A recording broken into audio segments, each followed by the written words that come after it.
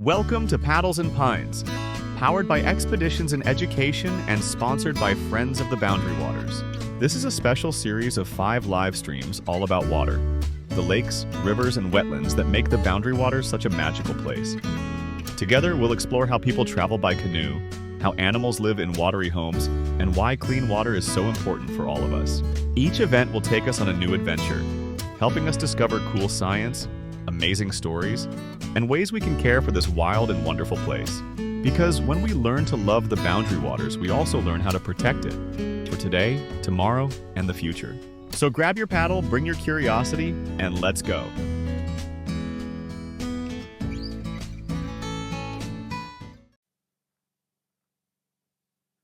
We are so glad you're here today.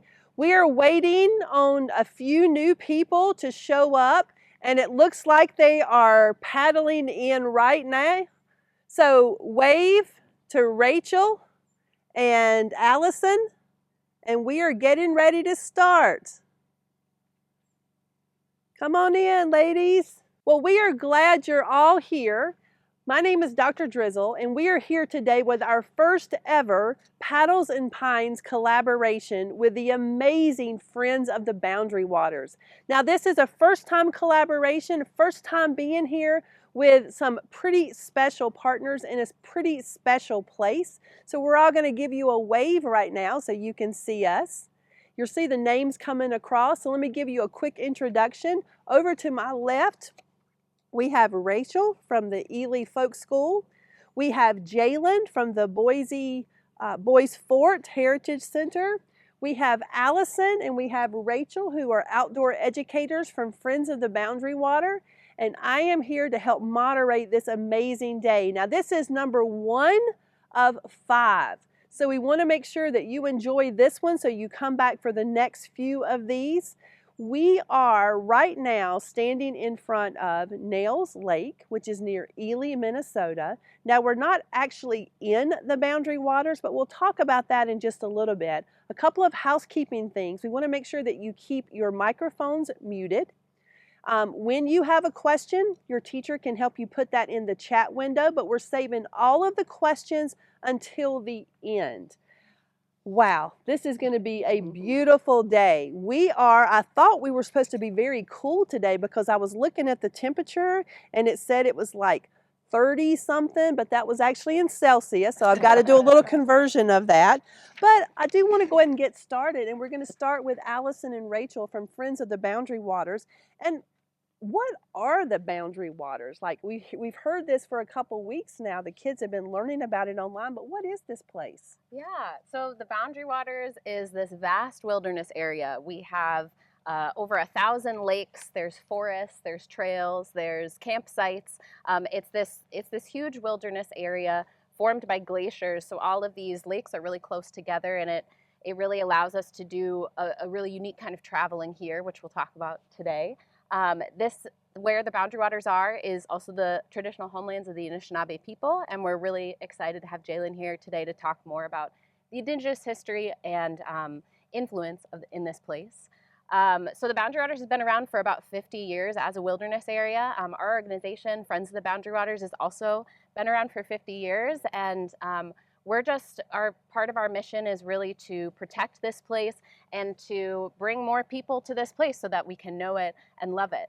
So we're really excited to be here today and share one of our favorite places with you. As I was coming into this place, I read a little bit about this being a wilderness area. Can you talk about that? Yeah, totally. Wilderness area is different than a national park. Folks who've been to national parks, you can often drive in. There might still be some buildings. There still are a lot of protections in place for a national park and a wilderness area. But what's really unique about a wilderness area is that there are no roads and no motors. So when you head out into the wilderness area, you really are out there traveling without the help of any motorized vehicles. And that's the same thing for the Forest Service, which helps maintain this landscape. They go out via dog sled or canoe. They don't get any extra permits to go out there. They're operating just like we all do. So. Well, that's interesting, but I don't know what that looks like. Can you show us sort of what the landscape is? I think we have a map even. Yes. So like we mentioned, we've got you can see on this board, we've got all of these little lakes. So these little tiny blue dots that or blue areas that we're seeing, those are all lakes. Like we said, there are over 1,000 lakes in the Boundary Waters, and it's on the border of Minnesota and Canada. So this green space, this is all Minnesota, and then this yellow part is a similar wilderness called the Quetico in Canada. So we've got this huge, vast wilderness that goes across international borders here, this protected wilderness area. And when people are traveling, you'll see all of these little dots. This was actually donated to us by someone that marked all of their favorite routes in the Boundary Waters and Quetico. And this is one thing that's really unique to the Boundary Waters is there's so many different ways to explore it. You can start in one place and make a loop through several different lakes. Some people might find one lake that they love and they'll just camp on there the whole week. They'll fish, they'll swim, they'll just hang out at their campsite. And then sometimes, like this, people will do a route where they'll travel from one place to the other, going from lake to lake, sometimes many lakes in a day. So it's a really unique way to travel. Like Rachel said, there aren't any motors, so it's mostly with canoe or any other hand-powered boats. And there's campsites all along these lakes that people can stay at. And I believe this was a donated map to you, and all those pins are where this person has visited. Is that correct? Yes. So I want to show a photo right here, and I want you to tell me a little bit about this photo, about what this means. Yes, so here on this photo you see a little bit of a close-up of one of the maps, and those red dots that you can see behind in the map, those are campsites. So there's often anywhere between 1 and maybe even 10 campsites if it's a large lake, and they're all first come, first serve. So everyone, you're paddling up and you're looking for a campsite at the end of your day, and you'll pull up and set up your supplies, and then you might camp or paddle to the next lake the next day. And when you get from one lake to the other, to go there are trails between each of these lakes, these kind of like miniature hiking trails that you carry all of your gear and even your boats with you from lake to lake. So I'm not sure if I missed it or not, but we talk about this place being a watershed. So obviously we're going to be very careful here. What we pack in, we have to pack out, and we'll learn more about Leave No Trace in a couple of live streams later. But what is a watershed again? Yes.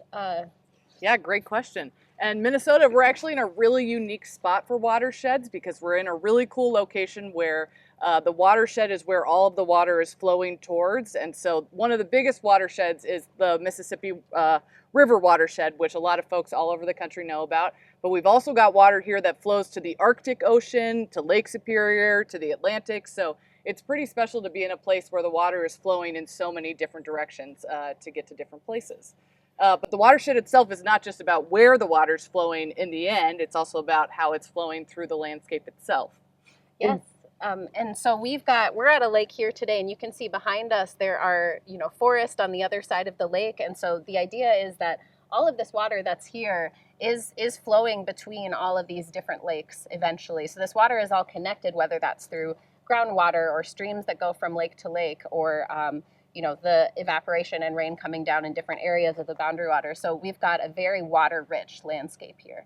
Well, I want to ask the students right now to go ahead and take out their journals, because we're going to be taking some notes during this event, because what Allison and Rachel haven't told you yet is they're going to enlist you as water protectors.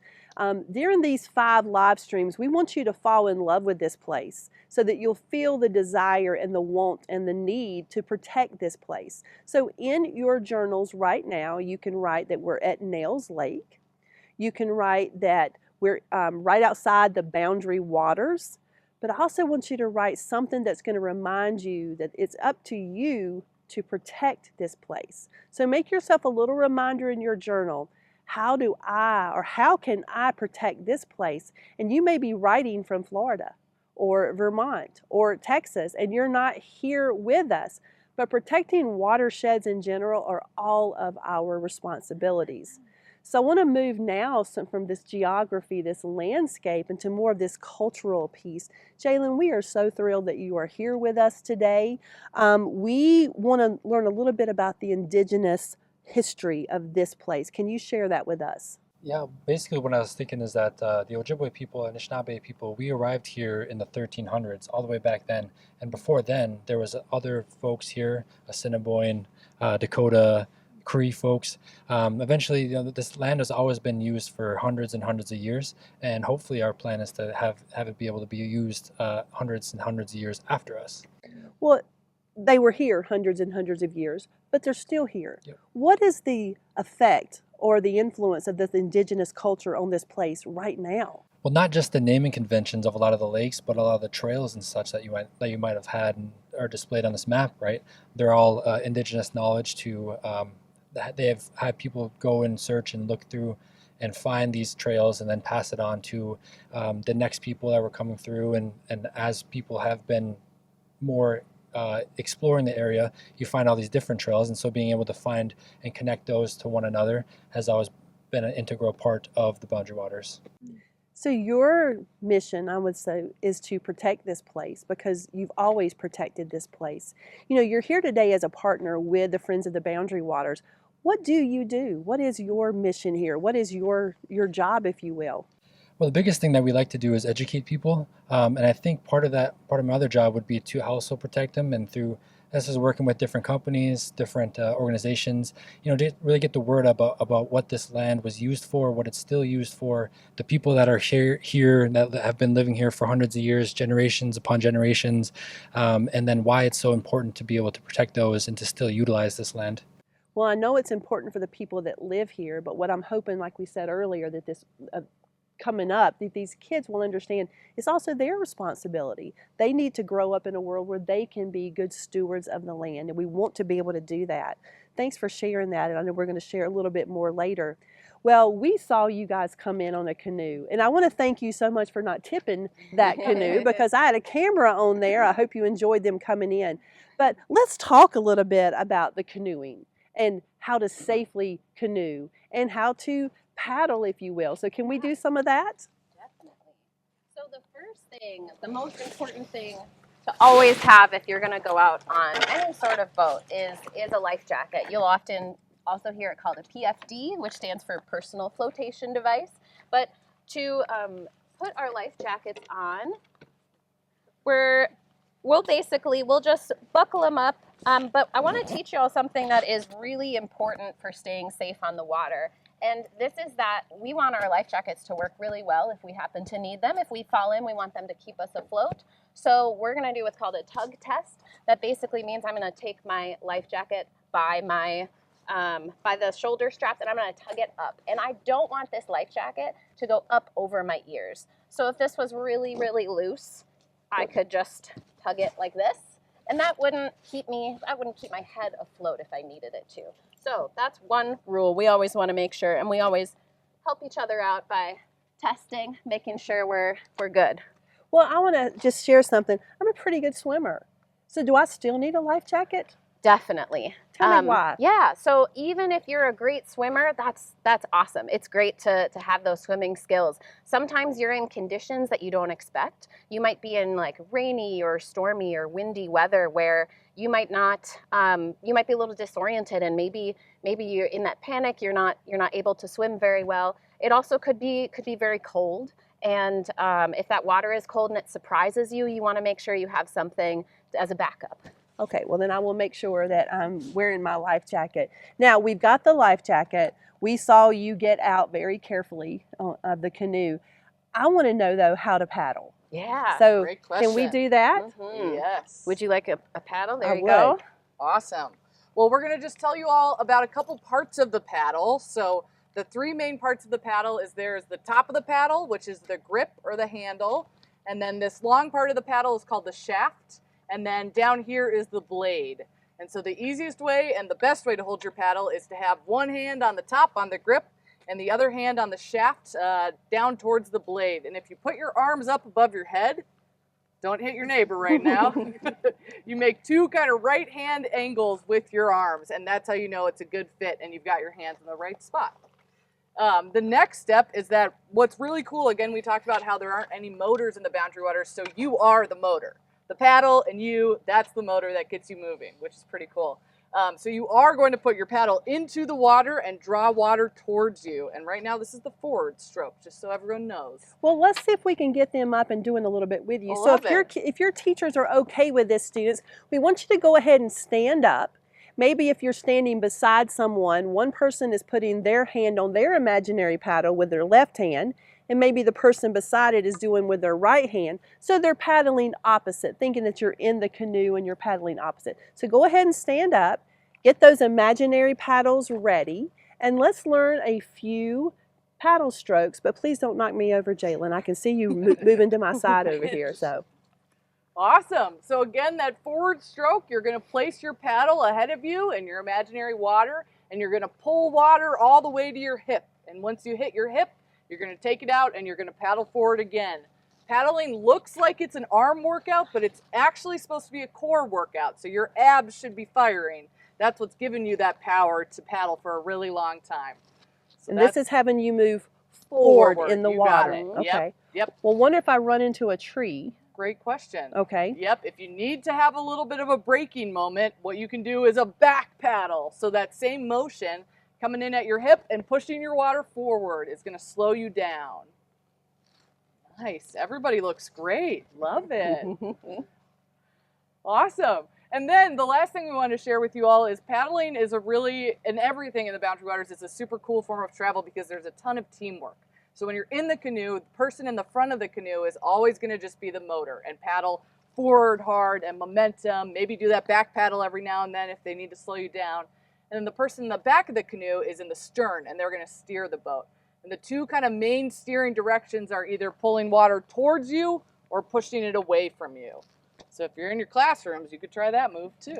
I like that, and that talks a lot about kinetic and potential energy. Once that paddle is in there, it's just potential, right? You haven't done anything yet with it. But once you start moving, that's some kinetic energy. Well, I think this is going to work well. Now, when we were just doing this, though, we were doing it in all kinds of directions and speeds, and I would think that would be not productive in a canoe. So if you're okay, I'm going to throw you guys back in the canoe, and we're going to do a little chant here to keep us in motion together. So kids, we're still standing. You still have your paddle, your imaginary paddle in your hand, and I want you to repeat after me.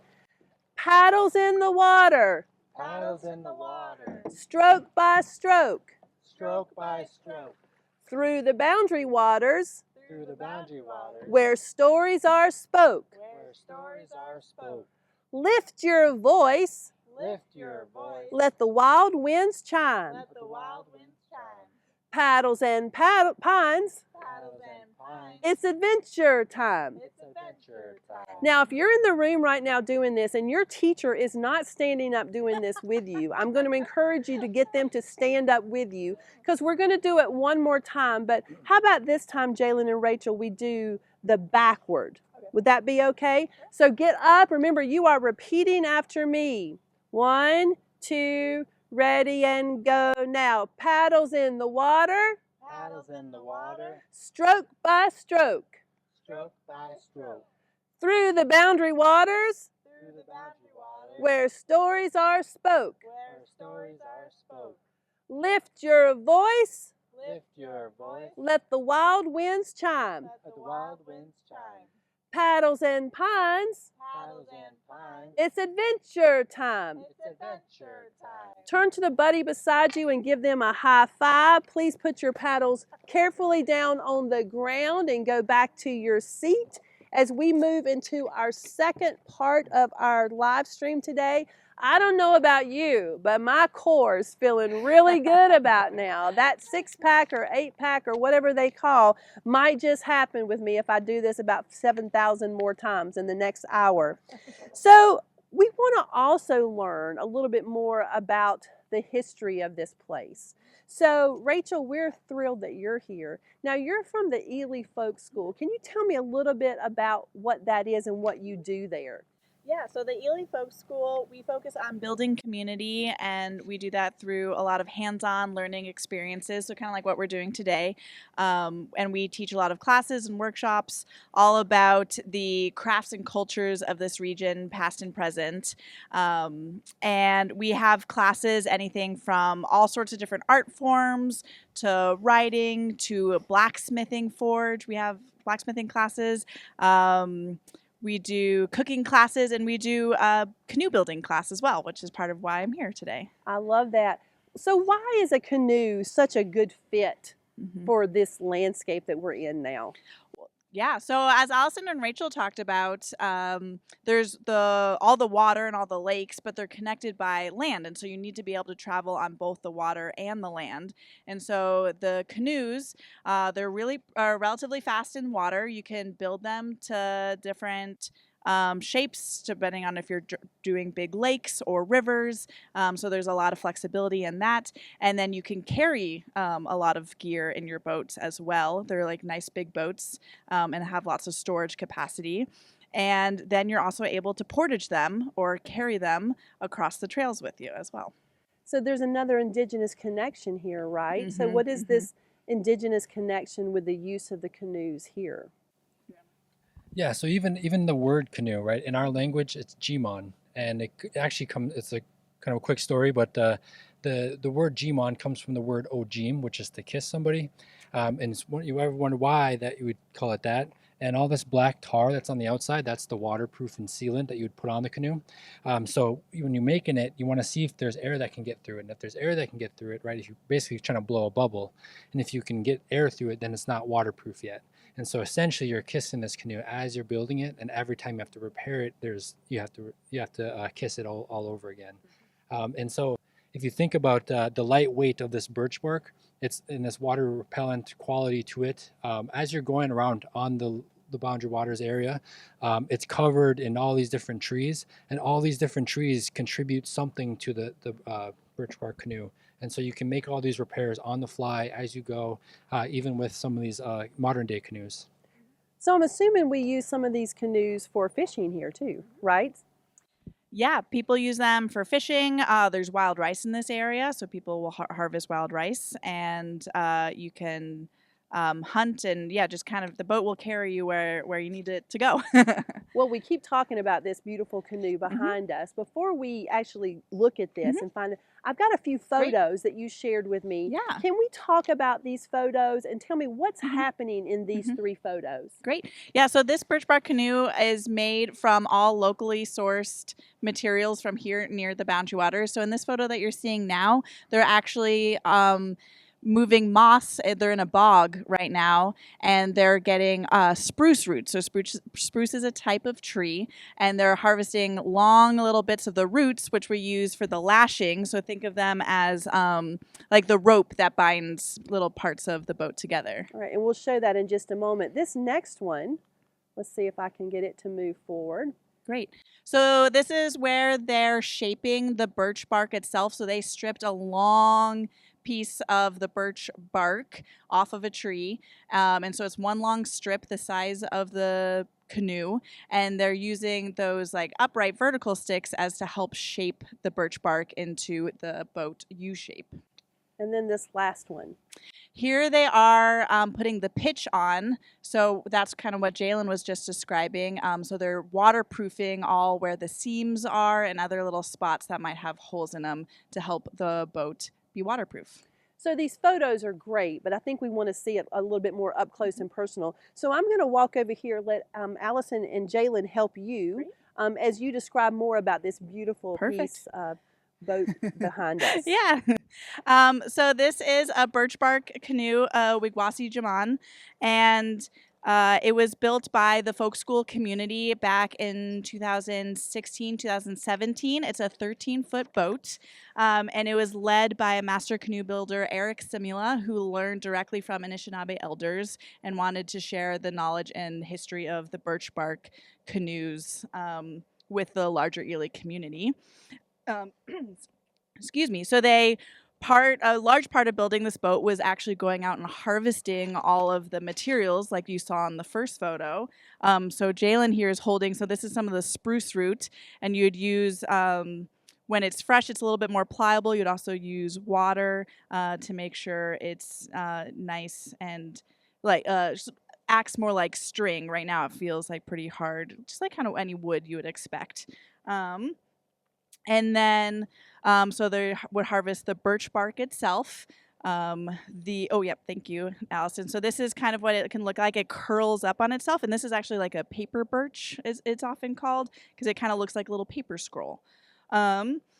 We harvest cedar. So it's another type of tree, and that's we shape them into these U shapes, which are like the canoe ribs that help give the form of the boat here. And it's also what we use for the gunnels. So that's this top part here. And the black part, we take sap, like the sticky stuff that you can sometimes if you walk next to a tree. And when you mix it with charcoal and a grease, historically it'd often be bear grease. It makes you boil it, heat it up, and it kind of acts like a sealant. And that's what all this black markings that you see here is all the pitch. Is there anything I'm forgetting? So some things to also keep in mind, there's nothing really that kills any of these trees. Whenever you harvest birch bark, if you do it properly within the right time of year, you won't kill the tree. You'll essentially take some of the bark off and it'll eventually regrow after 10, 15 years. The roots, again, there's plenty of roots. And so when you're harvesting roots, you want to be careful of how much you're harvesting from that specific tree. And it won't kill the tree whenever you do that. Same thing with the pitch. That could be anything from like if anybody ever has any real Christmas trees and they feel that sticky stuff, that's what that pitch is. Oftentimes you can also use other trees like pine trees. So say if you built a house or got any sort of timber from a lumber yard, a lot of times they're using pine, and you might even still feel some of that pitch that's on there. You would just let that dry out, and then you would chip them off into little pieces and add that into your mixture. I have a question. So how long would it take to build this one? Because this was a community project, it took us 2 summers to build this. One was harvesting and one was focused on building. But if you were a family or folks coming together to do it and like that was your main project, it would take a couple weeks, depending on the harvesting as well. But like the actual building. So a lot of teamwork with this, definitely. right? I noticed that in some of the photos that you sent, and teachers, we've dropped this into the resource packet on the website. A lot of people are coming together to do this. It almost seemed kind of sacred that they were having these moments together to build. Do you find that people like to come together to do this? Yeah, I mean, and that's our whole mission at the folk school is bringing people together through learning experiences and finding community. Because there's something really special about building something together or being alongside folks as you knit or sew or whatever, and you're just like having these moments of connection with people as well as the craft.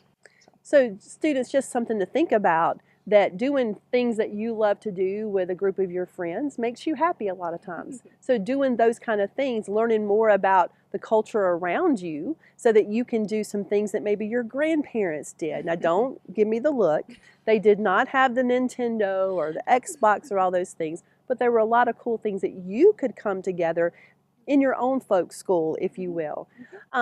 I love the idea of community. I love the idea of teamwork with that paddling piece. The part that I'm not very sure about is what we're getting ready to do next.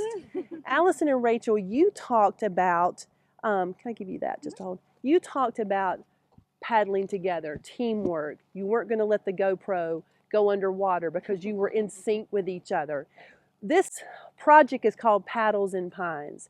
You said that the waterways are connected. There are no roads. We're not bringing motorbikes in here because no motors, right?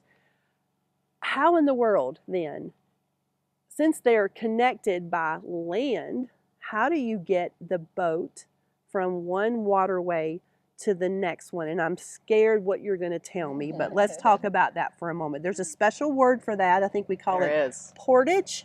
Yes, you got it. Yep. So the word we use is portage, and it comes from the French word portage, and that basically just means to carry everything. And so that is what happens: is you get to the start of a portage trail and you unload everything you've got and you carry it across the portage trail. Again, like we've been talking about, it's really incredible, but a lot of these trails have been used for hundreds and hundreds of years by so many different people. And I think that's one of my favorite things traveling out here is being like, looking for a portage on a lake and you're like, oh yeah, it makes sense that it would be there. Like that's the spot I would put it too. And so it's cool to have that moment of connection with history of different people and cultures of knowing we all thought this was the smart way to go from point A to point B. But probably the most unique part of portaging in the Boundary Waters is carrying the canoe itself, which is a pretty, it's not really comparable to anything else, which you'll find out, Dr. Drizzle. Yes, Hopefully. I'm excited. I'm excited. So basically what you're telling me is in just a few moments, I may be picking this canoe up over my head. Mm-hmm. Let's Together, do it. together, Together, with teamwork. with teamwork. I'm not just going to Hercules this thing, right? Yes. So let's walk over and see if we can make this happen. You Okay, guys, if Allison, something you wanna happens talk to me, through? please just keep going with the live stream. All right, so talk about this. Okay, so as you can see on our boat here, we've got these bars here are the thwarts, and then this middle one is called a yoke. And these are nice cushy portage pads. And so these, if you can imagine, would fit on someone's shoulders. You can kind of see like this is, you'd face this way. Can I touch them just to make sure they're yeah. soft and Pretty comfy. Okay, they're pretty comfy. I think I can do that. And this boat is made out of Kevlar, so it's a pretty light boat. It's about 40 pounds, maybe even a little lighter. Some of the boats that people carry this way can be close to 100 pounds. So this is a good one to start with. Thank you. But what we're gonna do is help bring the boat up and over, and you'll just slide your shoulders right underneath there and stick your arms straight out, kind of like a zombie, and you're gonna grab onto the edges here. And you feel confident I can do this? I bet you can do it. All right, well, let's try it, kids. All right. Cross your fingers. Here we go. Okay. Okay, we're gonna lift it up. All right, so I'm gonna walk under here. Mm-hmm. So you're just gonna walk and face Rachel. And then you can step forward a little bit so those pads kind of fit right on your shoulders there. Yep. And then pull arms straight out in front of you and pull the canoe down. You're Sometimes portaging. there we go. So if I were to walk a few steps and that's all I'm doing, it's not bad. It's not bad. I would want a team of people, a couple bottles of Diet Dr. Pepper, and possibly a hot bath after this is over. So how far do people portage with this on their shoulders? Great question. It's a wide variety. Some portage trails are a really short distance. One really unique thing in the Boundary Waters is there's a measurement called a rod. And that's how you measure a portage trail. And a rod is the length of an average canoe, so 16.5 feet. Right now, if you were to hear 5 rods, you might be like, I have no idea how long that is. But once you've traveled out here for a little bit, you feel really comfortable knowing a 5-rod portage will take us 10 minutes to get through. But there are some trails, again, that have been historically used for many, many years that can be up to a mile, or even right near Lake Superior, there's a portage that is called the Grand Portage, and it is almost 9 miles long. All right. Well, I'm going to say something that I usually don't say. I need a bridge. And when I said that, what does that mean? What are you going to do now? So a bridge is how we give each other breaks when we're carrying a canoe, because you want to do it together. You want to make sure people are feeling fresh and have good breaks in between. So what we're going to do is I'm going to tilt the boat back, and you just kind of stay there. You can bend your knees a little bit till the boat hits the ground, and then I'm going to take the weight and you can step right out. Thanks for being my bridge. All right, well, kids, I'm going to tell you that was heavy. I don't want you trying this unless you're with someone that knows what they're doing. Don't pick up your little brother or sister and walk around the house over their head. But that's a lot. So to do this, to want to canoe in the Boundary Waters, you have to be serious about this, right? I mean, you have to want to do this. In fact, did you just do a race in the last couple of days? I did. We live in a really unique place in Ely, Minnesota, where there is a marathon where you can also portage a canoe in the marathon. So I didn't do it all by myself. I had a team. But it is a really fun, unique thing that a lot of people in this area feel really connected to. And in general, I would say that's one of the most special things about going to the Boundary Waters is that it's fun to go out there because you get to do some hard things as a team together, and you learn about yourself and you learn about working together as a group. And those are things that you can learn in other places, but I found are really easy to learn when you're out there traveling. Well, I noticed that both of you canoe and portage. So let me ask my other guest over here, have we done the same thing? Have you had this over your head? Mm-hmm. Yeah, I worked for a long time at the Voyager Outbound School, and our boats that we carry are closer to 70, 80 pounds. So I think it's only when I've been trying to be extra masculine that day and I'm showing off for my brothers or my sister kind of thing, you know. Otherwise, I've never had to really portage myself.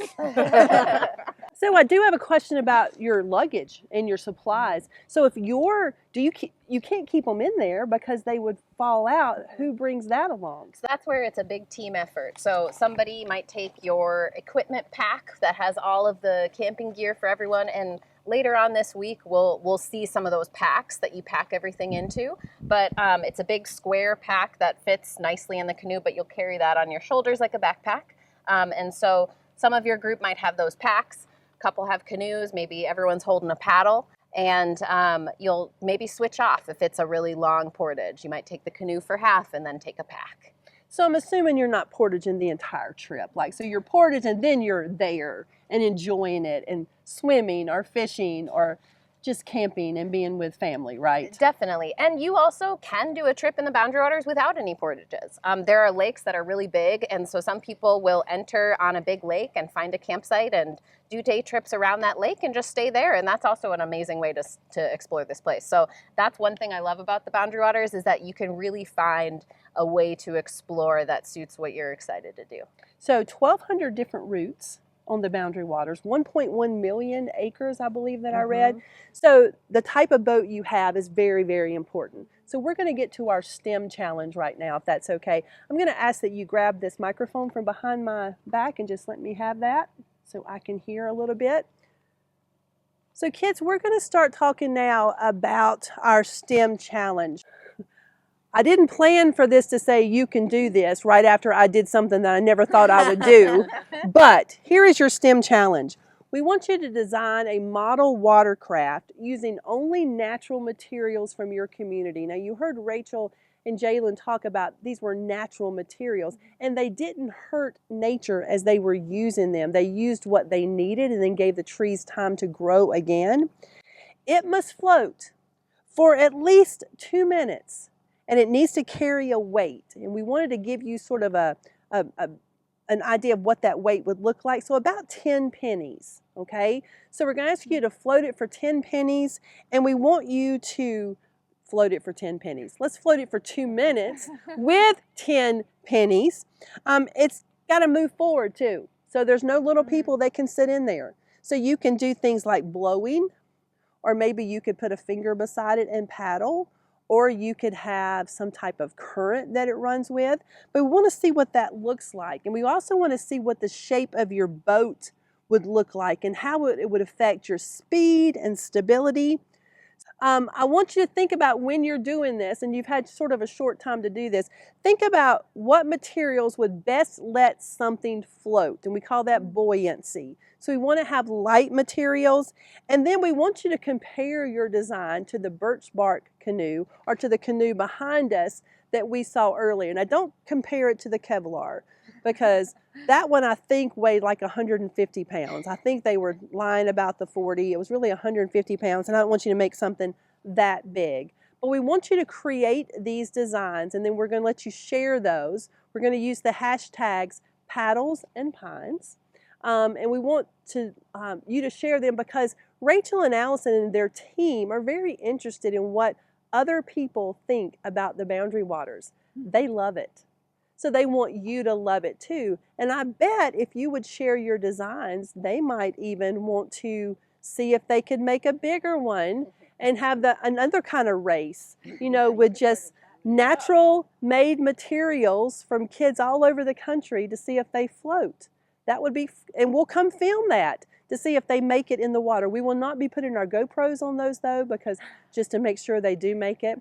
I do want to know though, moderators, if we have any questions in the chat okay, let's start those. Miss Bennett's class did say they built with Legos and then tested them with pennies, so they've already worked on that. So let me share that. Let me share that out with the people here. So we've had a group of students that built theirs out of Legos. Now I do know that this group works with like Legos first, and they're doing a robotics project with an architect later on, or an archaeologist later on, so they were able to test theirs. Keep going, Miss Zimmerman. We have a question. Can they use recycled materials to build with? Yeah, recycled materials would be fine because once you float it one time, though, you may lose it. So if you're using cardboard, but think about the styrofoam that comes out of some boxes. You possibly could use that, or the little plastic peanuts, or if you use recyclables, please do it. Get good pictures and drawings before you put it in the water, just in case it disintegrates. We did have in Mr. Krause's class, Richard did say styrofoam, but then he didn't realize that was not a natural product. That is such a great question. So a student in Greensboro, North Carolina, thought about recyclables when we gave them that instruction and thought styrofoam, but then wait a minute, I said natural materials. So what you could do, Richard, is build a prototype using recyclable materials.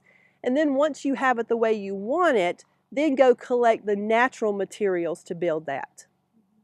And one last comment from Miss Bennett's class, their next project along these same lines is to make rafts using sticks. Perfect. So we have another group that after they finish this project are going to do rafts. So they're going to make sticks. Again, build them big enough.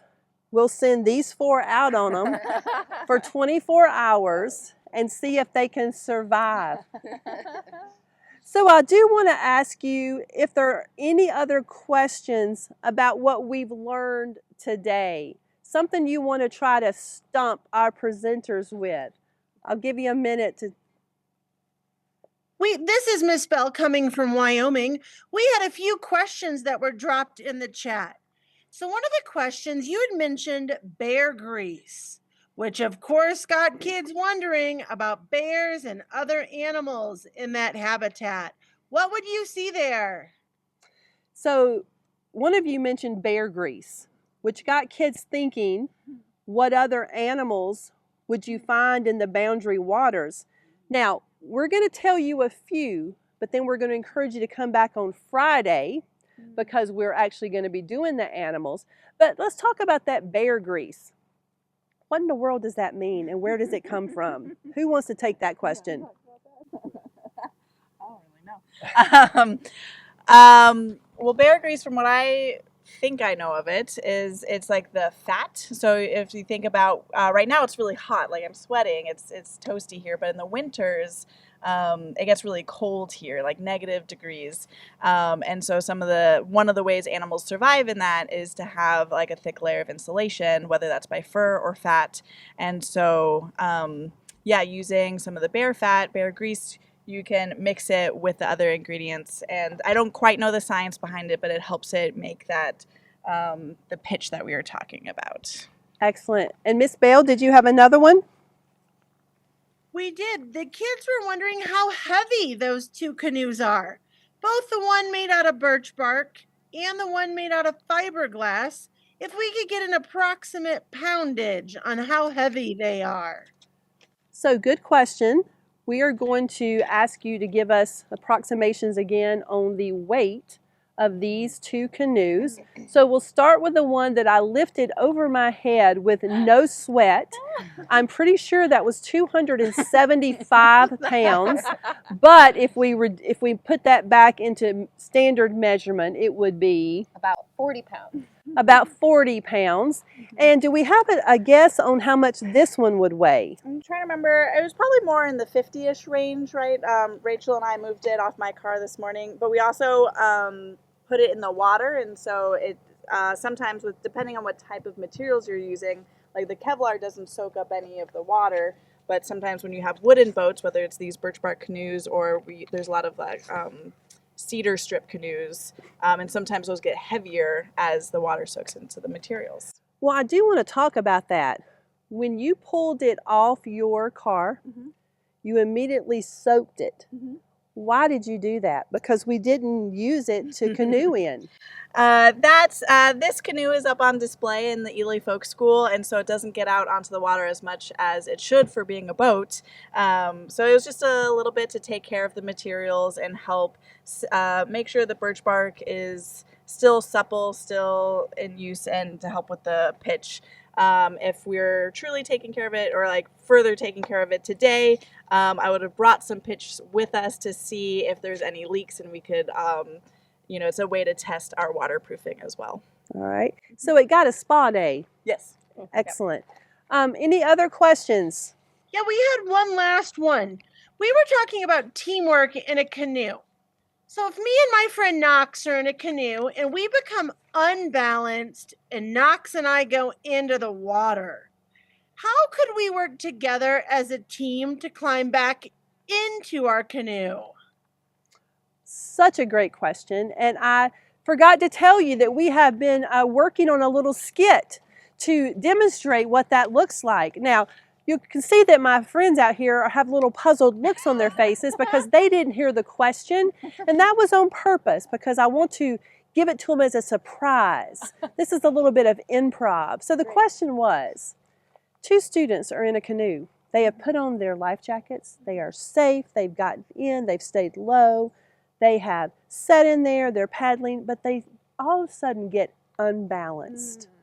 And they both tip to the same side, and they go over. Now, of course, they lean back and they're safe for a moment, but they want to know how to get back in. Now, they've been working on this for just a couple of seconds. So they're going to demonstrate this. So I'm going to move out of the way, and I would like Jalen to be the canoe. So Jalen, if you'll go in the middle and just sort of be the canoe, okay? Now, I want you to talk about, so Rachel, we're going to have you just kind of kneel down right here. Okay. And you kneel down here because you've just fallen out. So if you need to just fall out on the ground, Oh, no. there you go. Now, you are the moderator. Would you now talk to them about how they're going to get back into this lovely Yeah, canoe? absolutely.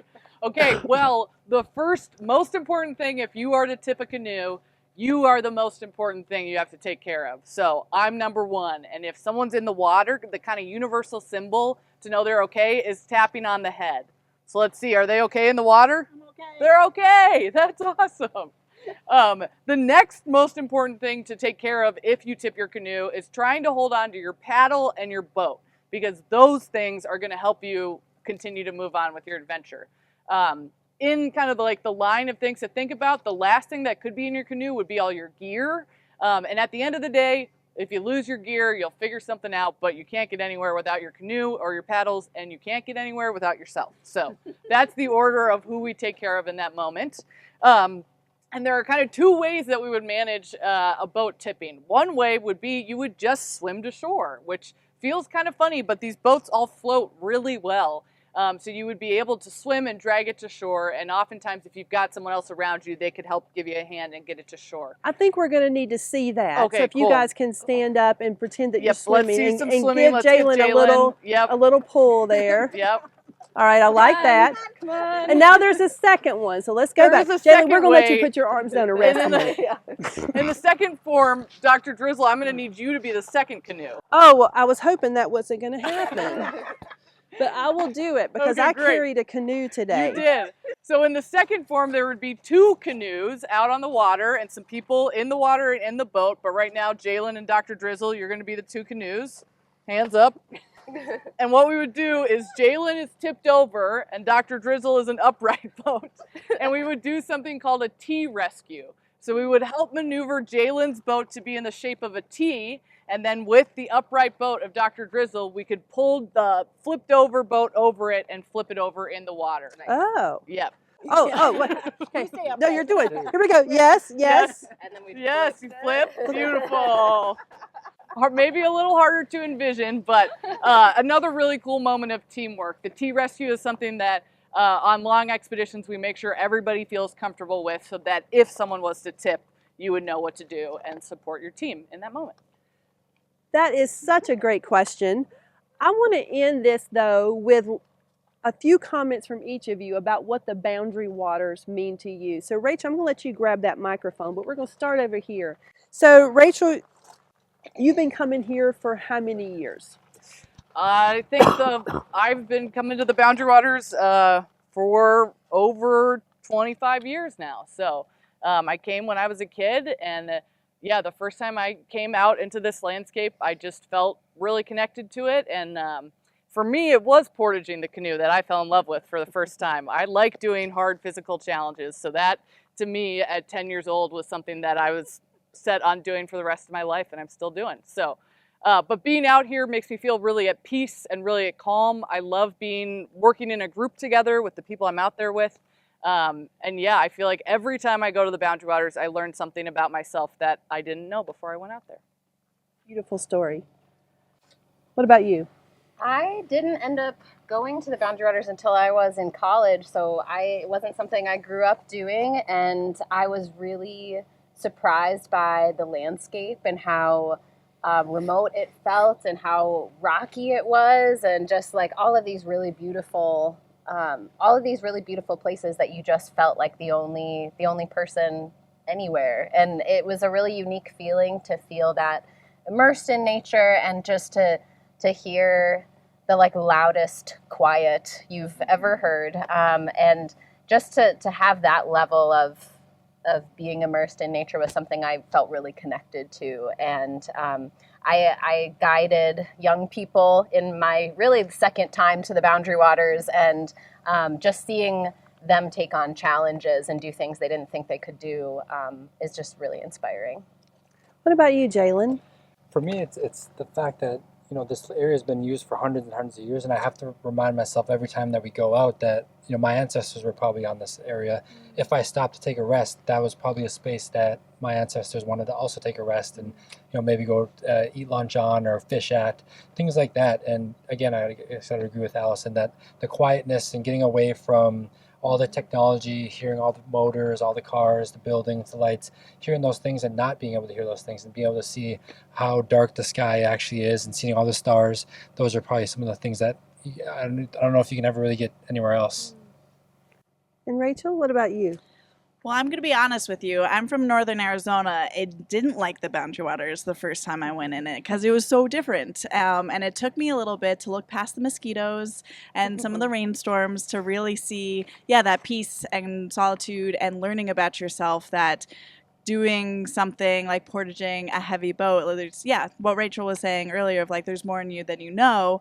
And I was able to kind of see beyond the challenges and get to the spot of understanding and seeing the place for its own beauty versus I was comparing it to like a desert that I'm used to. So being able to see it for its own thing was huge. And then I spent close to a decade doing long trips in the Boundary Waters with students and being able to see how other people interact with the Boundary Waters, whether they're coming from cities or other wilderness experiences, and just seeing how no matter where you're coming from, you can kind of connect with this space, even if it looks differently. I think this is a great cross section of people that probably use this space. People that grew up in it, people that came to it later in life, people that find connection, familial connections, maybe some that say, ugh, and now appreciate it. I think one of the things that we want to make sure we get across during our Paddle in Pines adventure is that these spaces are for all of us. They are places that we can go for a respite, a place that we can go and be quiet in this loud world. And although a lot of our students don't live in a place like this, there are places around their homes that they can find. Before we say goodbye, Allison, you're the one that reached out to me for this project. What is something you want these kids to take home with them when this is finished in 2 weeks?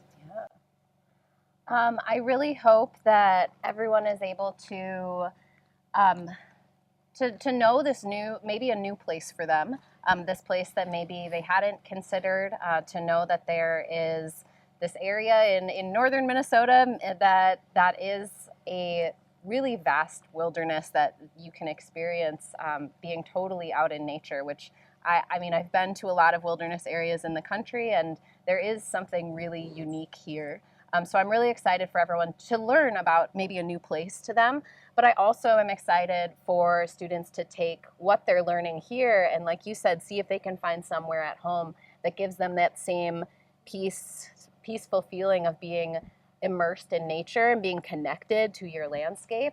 All of us really share that we feel really connected to this place. So it is really my hope that everybody watching this finds a place they feel connected to, whether it's the Boundary Waters or somewhere close to your home. So students, here is your last assignment. Open up your journal, and I want you to do either I noticed something or I wonder something about the Boundary Waters. Take just a moment, put that into your journal, something that you noticed or something that you wondered about. And teachers, this is your homework. And yes, students, you can giggle because I just gave your teachers some homework. I would love for you to compile these answers, these thoughts, because a lot of time and work has been put into this by the Friends of the Boundary Waters, and they want to know what the impact is. So I noticed something or I wondered something. And if you can share those back with me at dacia@expeditionsaneducation.org, I will share these with Rachel and with Allison and with the other staff so that they can go home this afternoon feeling really good that what happened here today made an impact. I want to thank so much to Ms. Zimmerman, Ms. Bale, and Mr. Kraus for being our online moderators. If you're in your classroom right now, can you give them a huge round of applause because they tirelessly work to make sure that these live streams are accessible to all students. I want to thank Rachel from the Ely Folk School. Thank you for bringing this canoe and giving it a spa day. Jalen, I want to thank you for sharing the cultural connection here and the part about you saying that where you might have had a picnic could have been where your great-great-grandparents did. And I think that's very special. Community is important, and I want to make sure we get that to us. And I also want to thank the Friends of the Boundary Waters for all the things that they're doing. I think they're leaving me now because what they told me is they have to get out of here to one of their next events. So obviously they're going to Portage out of here. So here they go. If we can get the camera on them. All right. And we'll see you next time, everyone, on Paddles and Pines with Friends of the Boundary Waters. Have an amazing day and be a good human. Bye, everybody.